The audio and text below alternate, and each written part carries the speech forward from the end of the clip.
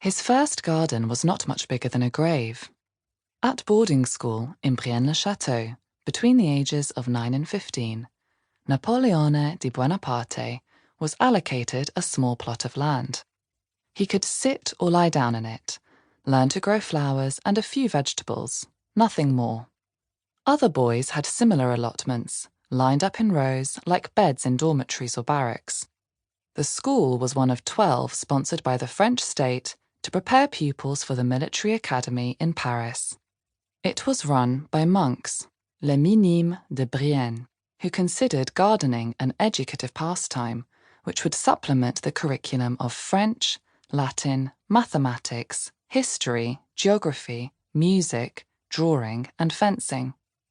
Some of the boys neglected their gardens, soon losing interest, letting them turn to dust or be overrun by brambles. But Bonaparte took enormous pride in his. Perhaps he had help from a kindly monk with horticultural expertise. Perhaps he did not need it after spending his early years in orchards and olive groves on Corsica.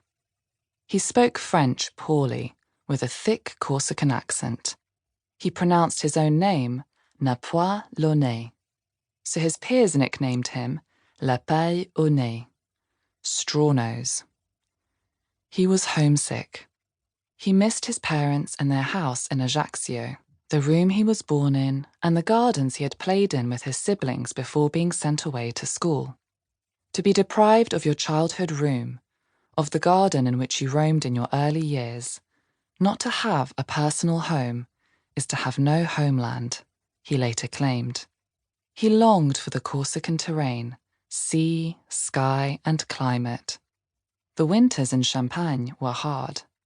But once they were over, gardening helped him feel better. He was a scholarship boy from a modest but aristocratic family. If he had a small amount of pocket money, he used it to improve his garden, to screen it with fencing or shrubs, and cultivate flowers in his hours of recreation. Within 2 years, he created an arbor, a green sanctuary where he could read and be alone. The fact of this first garden is not robust. It has been passed down through the memoirs of people claiming to remember Buonaparte, before he simplified his name to Bonaparte, and long before he became Napoleon, Emperor of the French. Like most hints about the early lives of the famous or infamous, the idea of Buonaparte gardening at school has been embellished.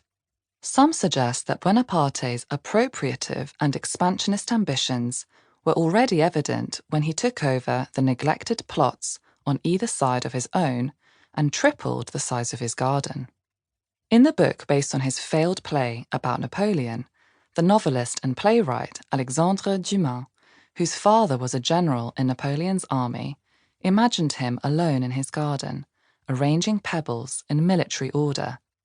When one of the other boys climbed the fence to spy on him and laugh at his pastime, Bonaparte responded by throwing a stone at the intruder, who carried a scar on his forehead from the wound for the rest of his life.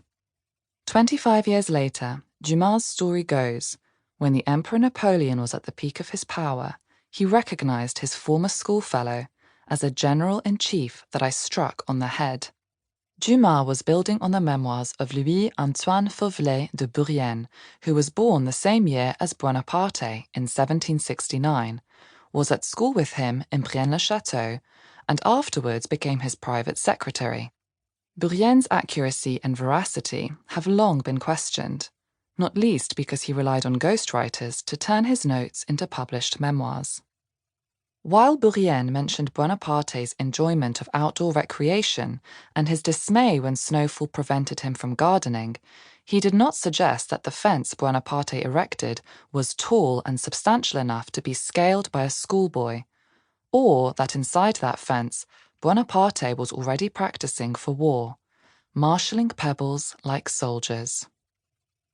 Another story has Bonaparte retreating into his garden as the 25th of August 1784 approached, and the whole school became excited about preparing for the festival of St Louis, a feast day celebrated by pupils across France.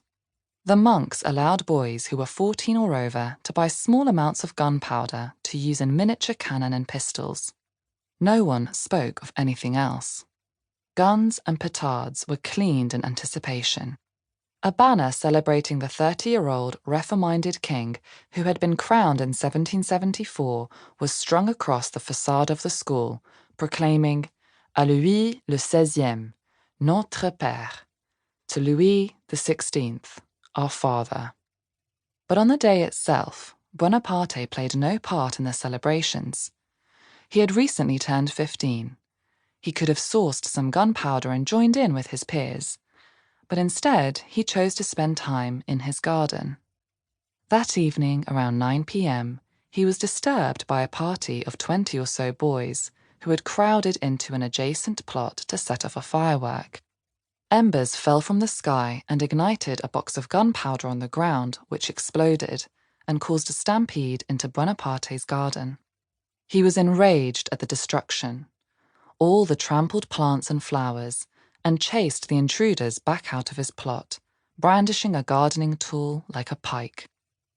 With the benefit of hindsight, Bonaparte's refusal to join in with the festival of Saint Louis had been interpreted as an early indication of his Republican sympathies. Strawnose was a child from Corsica who resented the French monarchy for conquering his native island.